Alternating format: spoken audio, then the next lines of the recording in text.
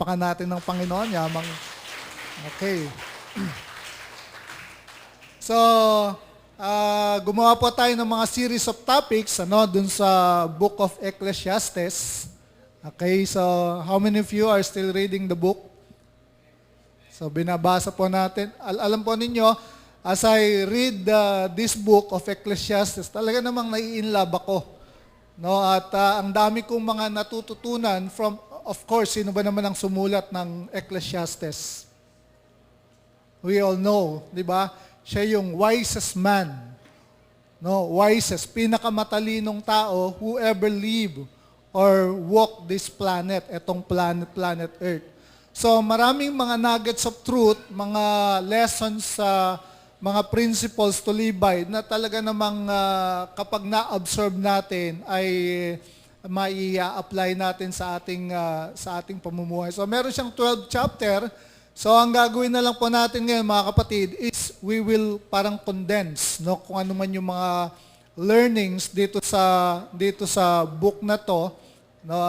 I-condense lang natin at bibigyan natin ng parang final topic as we close the month of November. Okay lang po ba yun sa inyo? So again mga kapatid, so i-close natin ang Book of Ecclesiastes sa pamagitan ng isang topic. Okay. So sino po sa inyo, kasi etong panahong to, in demand or in yung mga motivational speaker. Familiar with the word motivational speaker? Mga life coach, mga mentor, di ba? Narinig na ninyo yan? Maaaring yung pong iba sa inyo, naka-attend na ng mga motivational seminar o kaya isang wealth seminar. No? So, kayo po, kapag tinanong kayo, sino yung inyong favorite na motivational speaker o life coach? Lalabas dyan, sila Chinkitan. Kasi nakikita ko sa FB, sinishare yung mga postings niya ni Chinkitan. No? So, meron tayong mga favorite na mga motivational speaker, whether local o kaya international. So, local, sila Anthony Pangilinan, di ba? Chinkitan, sino pa ba yung iba? Bo Sanchez, Aldungka daw. Hindi ako nagsabi nun, ha? So, international, of course, kinikilala rin natin. Rick Warren, di ba? Sino pa? Zig Ziglar. Yan, mahusay yan. Maraming mga motivational coach yan. Nick Vujicic. Di ba? Yung without arms, without limbs. Bakit natin gusto yung motivational speaker na yon? Kasi syempre, namomotivate kayo, di ba? Okay, kapag pinakinggan niyo siya, namomotivate kayo. And somehow, nakakatulong siya sa inyo. It helps you. And somehow, parang it transform yung ating mga buhay. Kasi wala namang kwenta, kung wala namang parang after mo makinig dun sa isang motivational speaker, ay wala namang parang changes, parang wala namang mga pagbabago na mangyayari dun sa ating buhay. So, nabanggit po ito, mga kapatid, lahat naman tayo, somehow, one way or another, meron tayong mga kinikilalang mga tao that motivates us. Kaya nga tayo nagbabasa ng mga libro, di ba? We read the book of Rick Warren, Purpose-Driven Church. Binabasa din natin yung mga libro ni John Maxwell. So, habang binabasa natin ang libro ng mga taong to, it helps us a lot na mamotivate tayo. And somehow, merong mga changes or mga pagbabago na nagaganap dun sa ating mga buhay. Okay? Tama pa ba yun? Pero gusto ko lang sabihin sa inyo, mga kapatid, hindi nyo na kinakailangang lumayo at hindi nyo na kinakailangang magbayad ng 3,000 to 5,000 or 8,000 pesos just to be motivated. Kasi dito lang sa Book of Ecclesiastes, makikilala natin yung isang life coach, 323 BC life coach, na kapag pinakinggan natin o binasa natin, marami tayong mga lesson sa buhay na pwede nating matutunan. Okay? Sino yan? Hindi si Jesus. Okay? Ginugol ko eh. Si King Solomon. So, syempre, wala pa naman nakakita kay King Solomon. So parang pinakita lang na ganyan ang itsura ni King Solomon. So bago pa nauso yung mga life coach, di ba, yung mga motivational speaker, siya na yung nauna. Kaya nga, yung word na Ecclesiastes, it means the preacher or the teacher. So siya po ay isang 323 BC motivational speaker or life coach. Lessons from a life coach. So ano yung matututunan natin sa taong ito dun sa pagkakasulat niya, dun sa aklat ng Ecclesiastes. So we will look at life lessons that we will learn from a king. At yan po ay si King Solomon. Okay? So, isa-isayin natin, ano yung mga life lessons na matututunan natin from this life coach.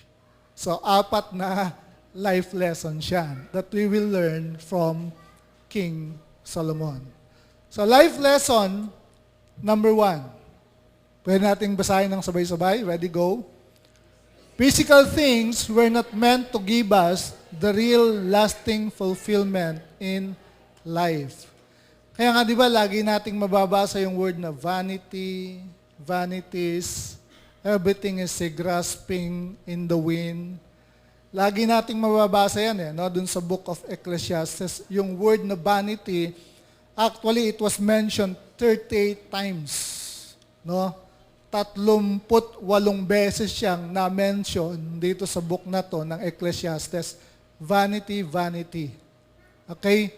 Vanity means emptiness, meaningless. No? At ang ibig sabihin nun is parang trying to grasp the wind. Pwede mo bang mahuli ang hangin? Hindi, di ba? You can feel the wind, but you cannot catch the wind. Diba? Mararamdaman mo yung hangin, pero hindi mo siya mahuhuli. At yun yung parang mensahe nitong book of Ecclesiastes. No, yung mga material things or mga temporal things. Kaya sinasabi niya dyan, mga kapatid, yun daw mga physical. No? Physical. Ibig sabihin, pag sinabi mong physical, something that can be seen, something that can be touched, something that can be felt by the 5 senses. So, yun yung physical. Okay? Yung iPad mo ba, nahawakan yan? Yung camera mo, yung cellphone mo. Okay? So, those are physical things. We use them, but they don't use us. Ba yun? Kasi minsan, ang nangyayari, imbes na tayo yung gumamit sa bagay, tayo yung ginagamit ng mga bagay. Imbes na tayo yung nagpapakilos, di ba, nagpapagalaw dun sa mga bagay, tayo yung pinapagalaw ng mga bagay. Amen ba yun, mga kapatid? Imbes na tayo yung nagpapagalaw sa pera, tayo ang pinagagalaw ng pera. Okay? Kabaligtaran. Dapat hindi po ganoon. So physical things were not meant to give us the real lasting fulfillment in life. At yun yung parang pinaka-central message na binabanggit nitong si King Solomon dun sa book of Ecclesiastes. Why? Bakit yung mga physical things, no, hindi yan kayang bigyan tayo ng real lasting fulfillment in life? Bakit? Kasi anything that is in the physical realm is all temporary. Di ba? Sino sa inyo, nung bago-bago pa yung cellphone, nagkaroon siya, Nokia 32, ano yung pinakauna? 3210? O 5110 muna, 5110. Sino sa inyo nagkaroon ng 5110? Asan na ngayon, yung 5110? Di ba karami? Wala na, di ba? Tuwang-tuwa ka, di ba? Nung magkaroon ka ng 5110. O yung mga Sony Ericsson na alam mo yon, parang remote control ng ayaw pa nga natin, di ba? Ayaw natin ng mga Sony Ericsson that time. Ang gusto natin, Nokia 5110, top of the line. Di ba? Kapag meron kang Nokia 5110, wow, medyo big shot ang dating mo. Kasi magkano yung unang release ng mga 5110? Okay? So, anything that is in the physical realm is all temporary, nawawala yan. Kaya nga tingnan niyo yung picture, sabi niya, with all the things that he had, anong sabi niya? Nagmura pa siya. Sabi niya, I'm still not happy. Why? Kasi nga, yung physical things, hindi sila pwedeng magbigay ng real fulfillment or satisfaction in life. Kaya tingnan niyo yung sabi ni Jesus sa Matthew 24 verse 35, heaven and earth will pass away, but my words will never pass away. No, yun daw, langit at saka yung lupa mawawala. Of course, he's not talking yung heaven dito. He's not talking about the abode of God. Yung heaven na tirahan ng Diyos. No, yung heaven na tinutukoy dito is the atmospheric heaven. No, sabi niya, lahat yan ay mawawala, but my words will never pass away. So basahin lang natin yung mga sinabi ni King Solomon. Ecclesiastes chapter 2 verse 4 hanggang 11. I undertook great projects. I built houses for myself and planted vineyards. I made gardens and parks and planted all kinds of fruit trees in them. I made reservoirs to water groves of flourishing trees. I bought male and female slaves and had other slaves who were born in my house. Yaman niya, di ba? I also owned more herds and flocks than anyone in Jerusalem before me. I amassed silver and gold for myself and the treasure of kings and provinces. I acquired male and female singers and a harem as well, the delights of a man's heart. Next, I became greater by far than anyone in Jerusalem before me. In all this, my wisdom stayed with me. Verse 10, I denied myself nothing my eyes desired. I refused my heart no pleasure. My heart took delight in all my labor, and this was the reward for all my toil. Yet when I surveyed all that my hands had done, and what I had toiled to achieve, anong sabi niya? Everything was meaningless, a chasing after the wind. Nothing was gained under the sun. So imagine, King Solomon, di ba? Female, fortune, fame, lahat yan, meron siya. But it brings no satisfaction. Walang real happiness, walang genuine happiness. So isang kalokohan ngayon, 'di ba, sa atin, kung yan yung parang magiging pursuit natin ng happiness, yung material things. Kung ang purpose mo, kung bakit ka nabubuhay is to pursue these things na sinabi ni Solomon, then you are chasing after the wind. Amen? Gamitin mo lang. Hindi naman masama yung mga bagay niyan.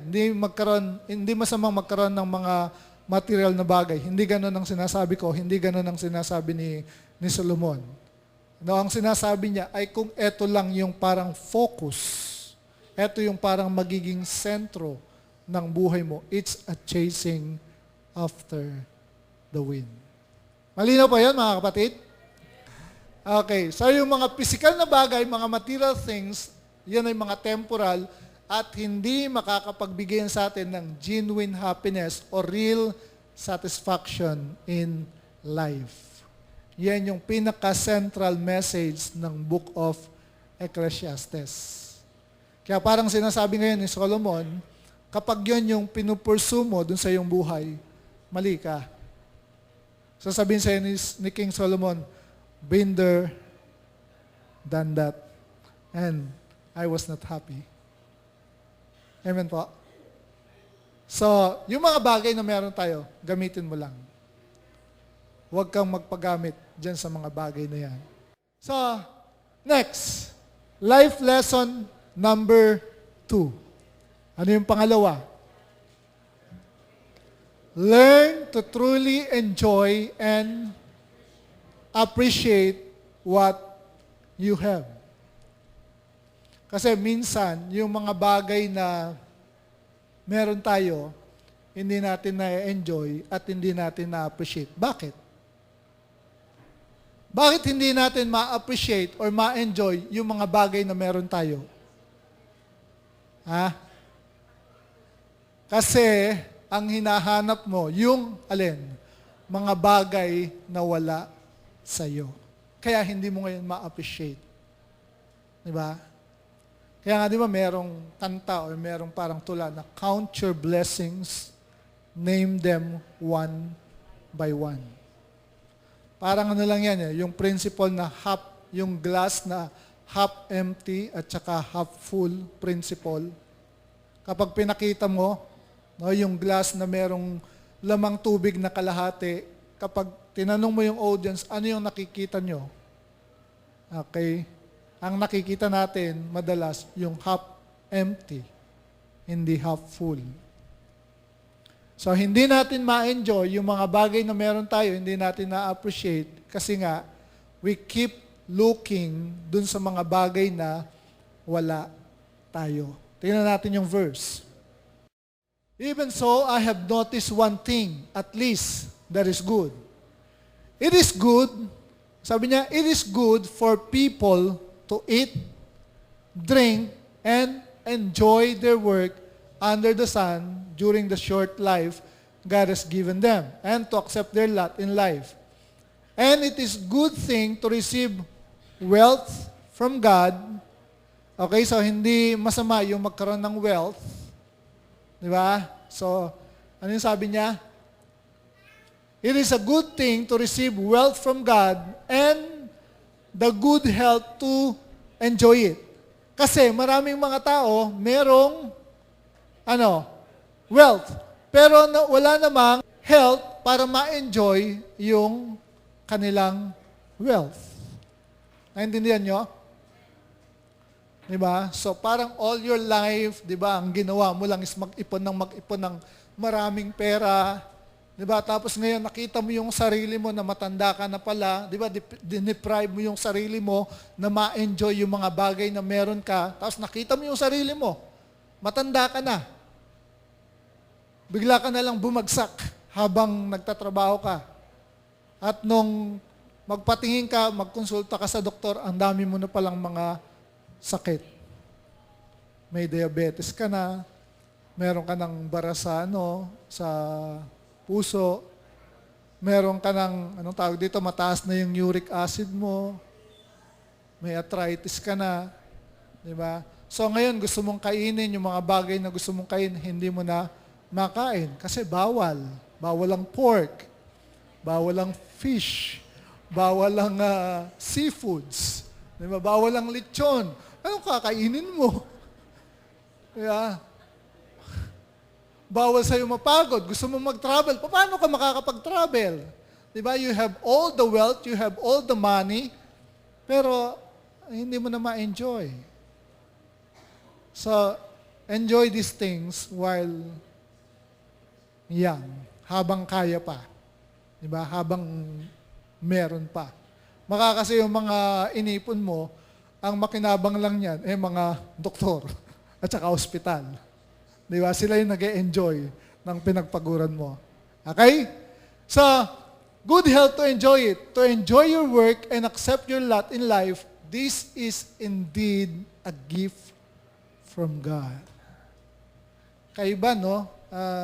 Medyo kaiba minsan dun sa mga parang natutunan natin dati na ang will ng Lord para sa atin ay mag-suffer.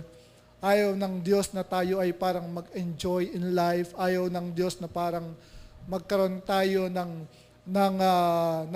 wealth, di ba? So, kaiba yan doon sa itinuturo ni King Solomon. Sabi niya, these are gift from God. Lahat ng mga bagay na nakikita natin, nilikha yan ng Diyos para sa kanino? Para sa tao. Di ba? Yung earth, lahat ng mga bagay na nandyan, fish, the sea, yung vegetation, lahat ng mga bagay na nilikha yan ng Diyos para sa tao, para ma-enjoy ng tao. Nagkaroon lang ng fall. Di ba? Nagkaroon lang ng kasalanan. Kaya medyo nagkaroon ng reversal. Nagkaroon ng curse. Pero but still, yung will ng Panginoon na ang tao ma-enjoy niya, yung kinreate niya, yun pa rin yung gusto ng Diyos para sa atin. So it's not wrong to enjoy life. Amen? Kaya nga, again, babalik ko dun sa prayer, Thy kingdom come, Thy will be done on earth as it is in heaven. Ngayon pa lang, mga kapatid, we have a taste of heaven on earth. Malungkot ba sa langit? Malungkot ba sa langit? Tingin nyo, mag-e-enjoy kaya kayo sa langit? Siyempre. Kasi kung hindi ka mag-e-enjoy sa langit, ba't pa tayo pupunta ron? Di ba? Bakit mo pananasain? Bakit mo pagugustuhin na pumunta ng langit kung mabobore ka lang pala doon? Di ba? So, yung enjoyment, mga kapatid, it's God's idea. Idea yan ng Diyos. Binabalanse lang natin. Okay? So, verse 20, God keeps such people so busy enjoying life that they take no time to brood over the past. Dahil na-enjoy mo yung time mo, mga kapatid, wala kang panahon na maging bitter sa mga tao, bitter dun sa nakaraan, di ba? Bitter dun sa mga pangyayari. Why? Because you enjoy your life. Amen? Na-enjoy mo yung buhay na bigay sa'yo ng Panginoon. Sino yan? Minions. Happy. Di ba? So, God wants us to be happy. Di ba? Kaya yun yung nilagay ko si Minion Di ba? So, gusto ng Panginoon na ma-enjoy natin yung mga material na bagay na meron tayo. Di ba? Yung mga material blessings. Kaya nga binigyan ka ng Panginoon. Not just spiritual blessings, but also material blessings. Amen ba yun? O puro spiritual lang? Sino gusto puro spiritual lang? Okay. Siyempre, binibigyan din tayo ng Panginoon ng material blessings. Pangalawa is, enjoy your work. Tama? Mga kapatid, work sa Tagalog is hanap, buhay. Hindi hanap, patay. So kung pinapatay ka ng trabaho, iwanan mo na yan. Hindi ako nag-enjoy dun sa work ko, then find another job na kung saan mag-enjoy ka. Diba? Nag-enjoy ka and at the same time, kumikita ka. Na-enjoy mo yung ginagawa mo kasi yun yung giftings mo. Diba? Natutuwa ka. Nag-enjoy ka. Kasi kapag hindi ka nag-enjoy dun sa work mo, anong mangyayari? Anong mararamdaman mo? Stress. Di ba? At kapag na-stress ka, anong mangyayari? Ano yung mga kasunod na, nun? Di ba? Kasi ang bumubuhay daw dun sa mga cancer cells, ang stress So kapag lagi kang nai-stress, di ba? So binubuhay mo yung mga cancer cells. At kapag nai-stress ka, nahihirapan kang nahihirapan kang huminga. Nagkakaroon ng problem yung heart mo. Di ba? So yan yung nangyayari dun sa atin. Work, mga kapatid, it's intended by God, no? Idea rin niya ng Panginoon, plan niya ng Panginoon, pero dapat na-enjoy natin yung ating work. So, enjoy your work. Amen ba yun? Sino dito habang naglalabas siya, na-enjoy niya? Kumakanta ba siya? God's not dead. Or, I am a friend of God habang namamalansya ka. May kasama pang parang sayaw yan, di ba? Na-enjoy mo. Amen ba yan, mga kapatid? So, enjoy your work. Okay? Pwedeng i-enjoy yan. Diba? Pwedeng i-enjoy yan. So, ano lang natin yan? Attitude lang natin yan towards life. And then, number 3 is, ano yan, napaka-importante din, enjoy the relationships that you have. Ano yung mga relationships na meron tayo? Yung relationship natin dun sa ating husband, di ba, sa ating wife. Relationship natin dun sa ating family. Enjoy mo. Di ba? Kasi, sabi ko nga sa inyo, hindi habang panahon, kasama mo yan. Time will come. End na yan. End of contract. Mag-expire na. Di ba? So, kukuhanin na yan ni Lord. So, while nandyan yan, enjoy mo.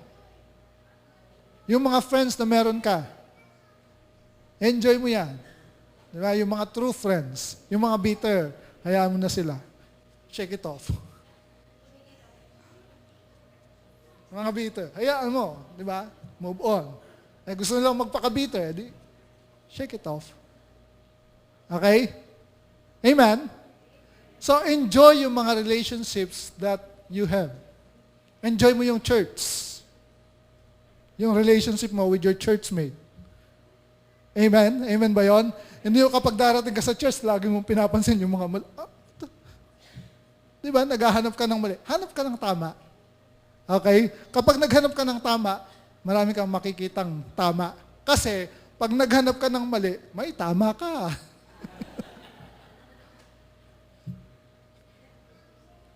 Okay? So, the problem is not the problem. Actually, the problem is your attitude towards the problem. Sino may sabi nun? Pastor Alo. Okay, so enjoy the relationships that you have. Di ba? Yun yung madalas na sinasabi nitong si King Solomon. Be happy. Di ba? Bakit mo uubusin yung iyong time, yung energy mo, di ba? Yung effort mo dun sa pagpapakabitter, di ba? Bakit mo uubusin yan dun sa pag-iisip dun sa mga taong nakapagpapasama ng loob mo, na kapag naisip mo sila, bumabara yung isang ugat dun sa puso mo. Di ba? Bakit? Isang malaking question mark. Bakit? Pwede ka naman mag-isip ng mga bagay na maganda. Mga bagay na makakapagpasaya sa'yo. Amen? Isipin mo si Lord. Isipin mo si Jesus. Isipin mo yung mga taong nagmamahal sa'yo. Maraming yan. Tama? Amen? Isipin mo yung mga taong nagmamahal sa'yo. Bakit ang iisip mo? Yung mga taong hindi nagmamahal sa'yo. Sinasaktan mo ang sarili mo. Di ba? Dinadakdak mo ng kutsilyo. You stop hurting yourself. Amen? Amen? Stop hurting yourself. Enjoy life. YOLO. You only live once. Isang beses lang. Di ba? Napanood niyo yung isang movie ni Robin Williams, Sumalangit Nawa ang Kanyang Kaluluwa. Robin Williams, di ba? Dead Poet Society. Di ba? Medyo classic. Dead Poet Society. Isa siyang teacher sa isang all-boys school. Meron din isang scene na yung parang first day of class, parang dinala niya yung kanyang mga estudyante doon sa isang room. Okay? Sa isang room na kung saan nandun yung picture ng mga sinaunang mga estudyante. Mga 50 years to 75 years old yung mga picture dun sa loob ng hall na yon. Okay? Sabi niya, etong mga taong to, they were once parang like you, young. Pero ngayon, uod na yung nakikinabang dun sa kanilang mga katawan. Parang ganon. No? And then, after that, nung habang tinitignan nung mga estudyante niya yung mga picture, sinabi niya yung Latin word na carpe diem. Familiar with the word? Meaning, seize the day.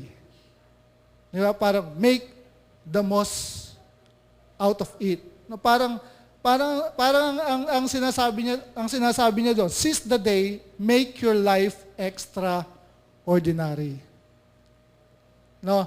Kasi ang mensahe na gusto niyang makuha na itong mga batang to, at yung mga nakikita niyo sa picture, they were once like you, young, but now they are gone.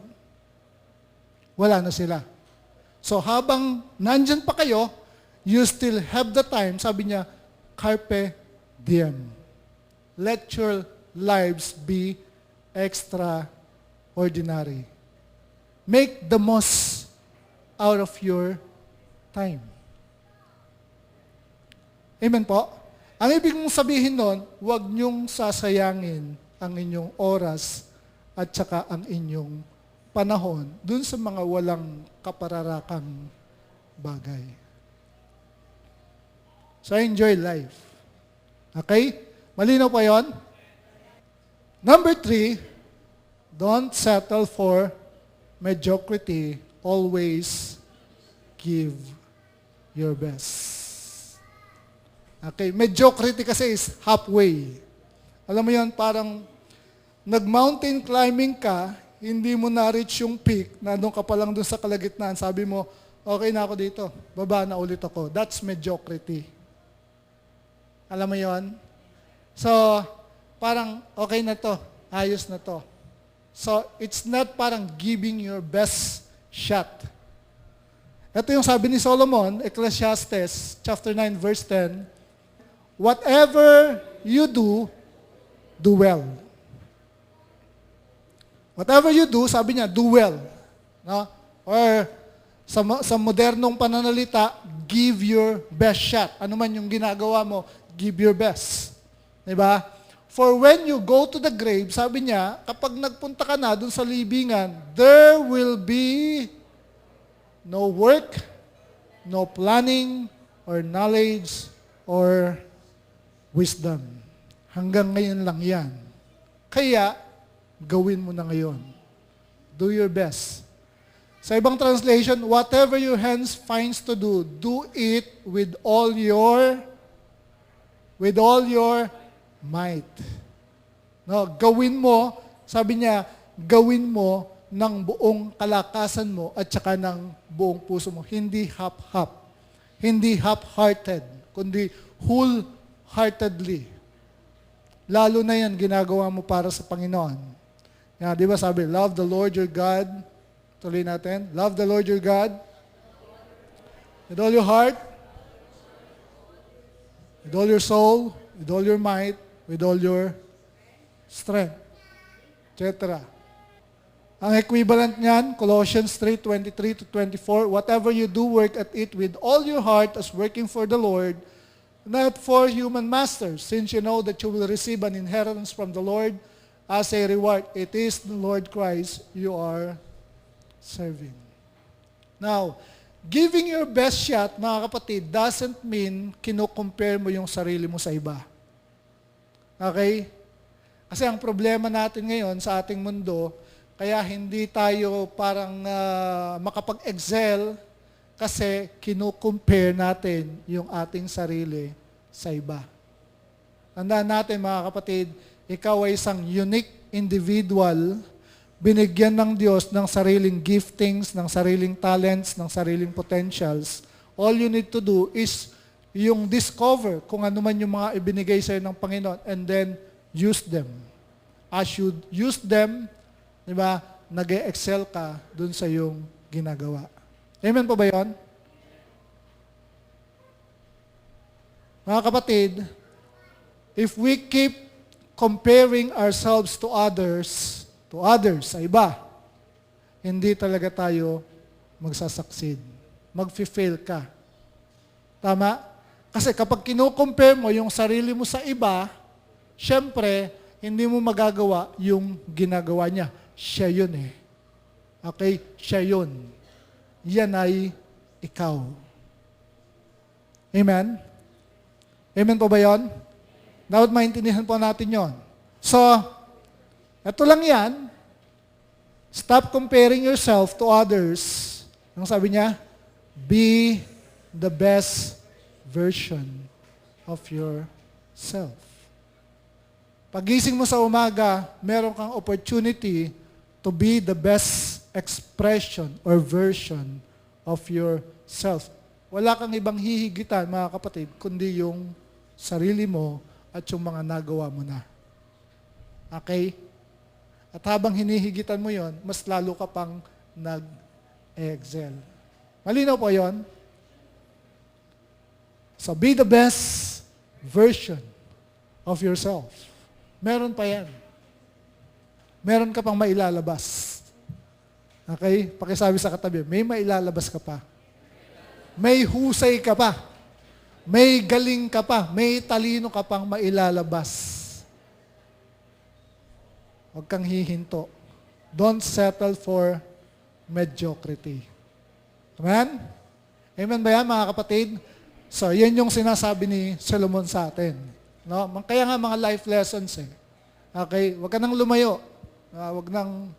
Minsan yung mga sinasabi ng mga motivational speakers, pag kino-quote nila, sinabi na yun ng mga sinaunang tao eh. Diba? Parang in fairness naman kay Chinkitan.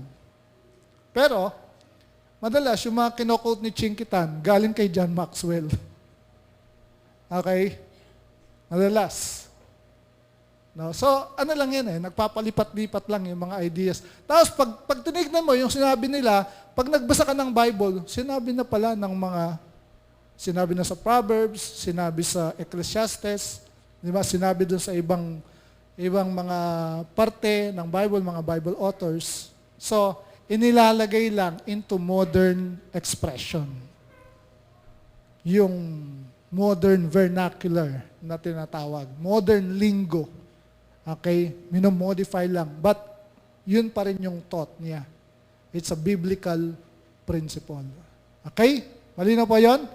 Pang-apat, life lesson number 4 is, pinaka-importante sa lahat, live a God-centered life. Kasi lahat ng bagay na yun na nauna, walang kwenta yan kapag hindi yan yung ating ginawa. No?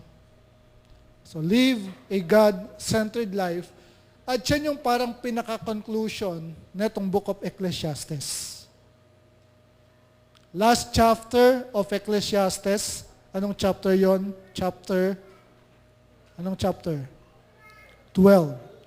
So sabi niya, Ecclesiastes chapter 12, verse 1 to 7, verse 1, sabay-sabay nating basahin, lalong-lalo na sa mga kabataan. Go! Don't let the excitement of youth cause you to, what? What? Forget your Creator. Yung kalilimutan. Diba? Yung excitement of youth. Ang dami mong pwedeng gawin. Ang dami mong pwedeng i-explore. Diba? Malakas ka. Diba? Sasabihin mo sa sarili mo, kaya ko to, I don't need God. Matalino ako, malakas ako. Diba? Maganda trabaho ko. Malaki sahod ko, I can do anything. So reminder from a 923 BC life coach, anong sabi niya? Don't let the excitement of youth cause you to forget your Creator. Honor Him or put Him first. Diba? Honor Him in your youth before you grow old and say, life is not pleasant anymore. Remember Him before the light of the sun, moon, and stars is dim to your old eyes. Ang ibig sabihin niyan ay darating yung time na may katarata ka na. Di ba? Malabo na. Kailangan mo na kinakailangan mo ng magsalamin at ang, anong tawag doon? Anong tawag dito? Contact lens ka na. Di ba? Tapos mataas na yung grado ng mata mo, di ba? So remember Him, sabi niya. Verse 3, remember Him before your legs, the guards of your house, yung legs daw, guards of your house, start to tremble, and before your shoulders, the strong men stoop. Di ba? Tapos yung guard mo, eto,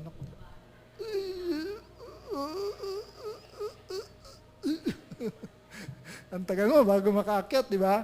So remember him daw. Remember him before your teeth, your few remaining servants, stop grinding.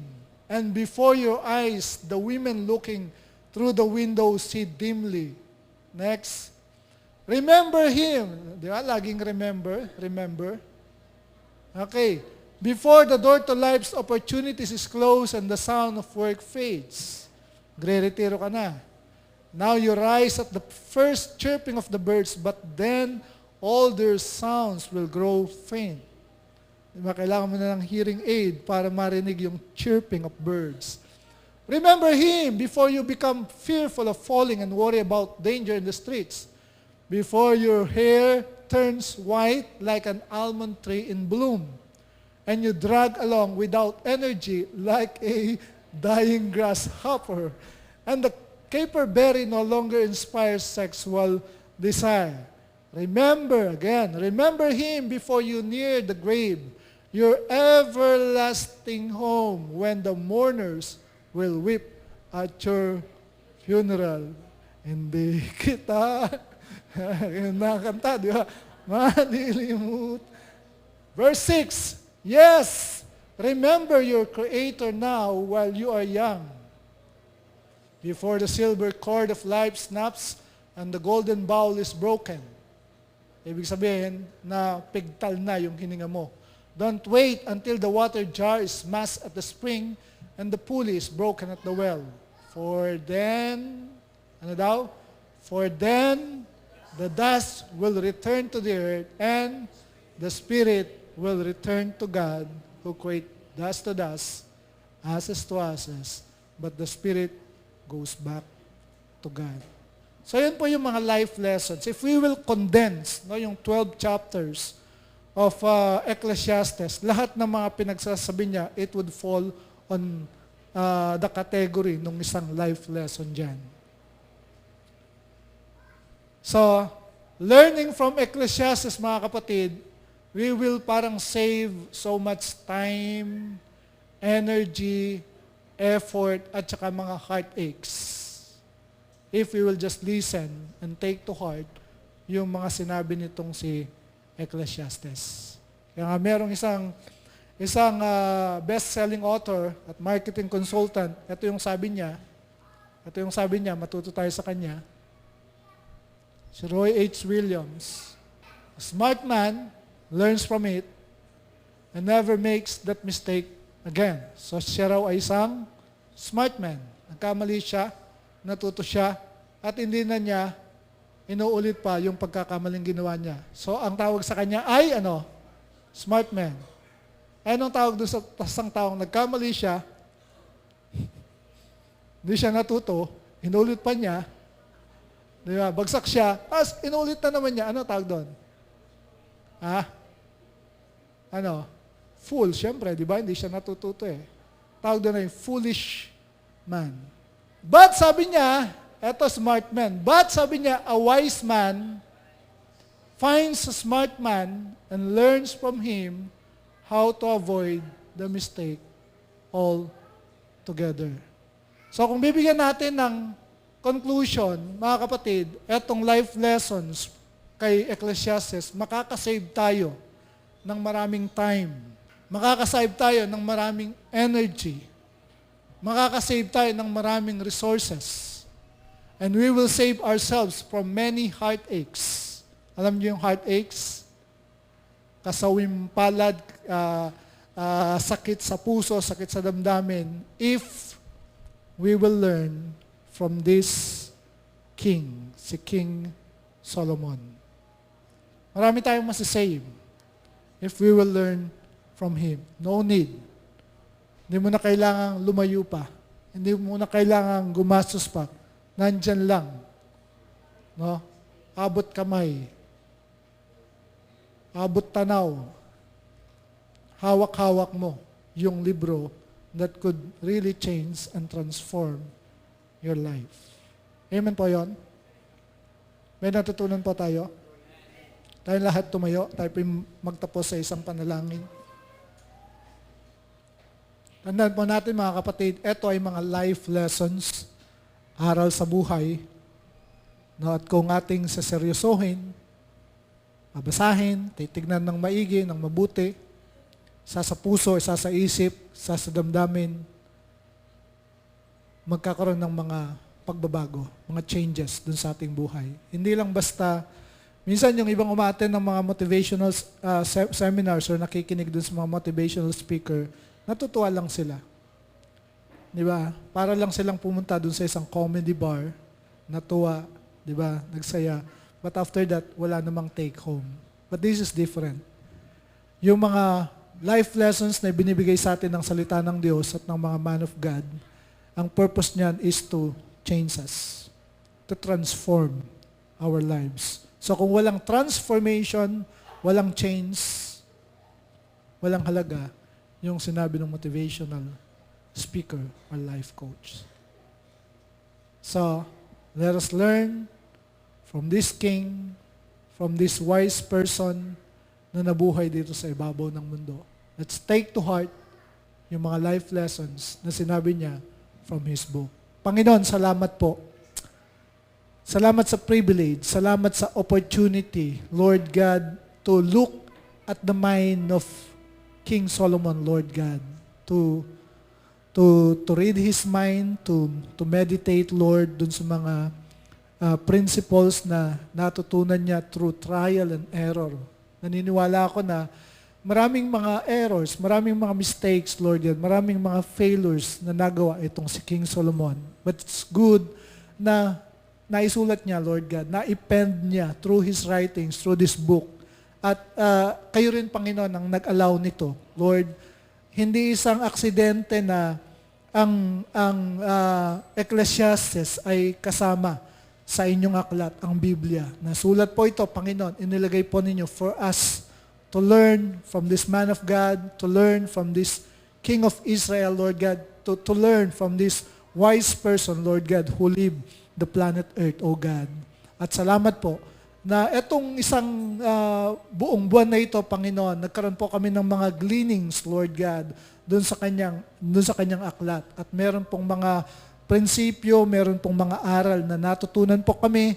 And as we apply, Lord God, etong mga life lessons na to, masasave po kami sa maraming mga oras, sa maraming pagkakamali, sa maraming mga heartaches na magagawa po namin, Lord God, kung wala po itong mga life lessons na to, God.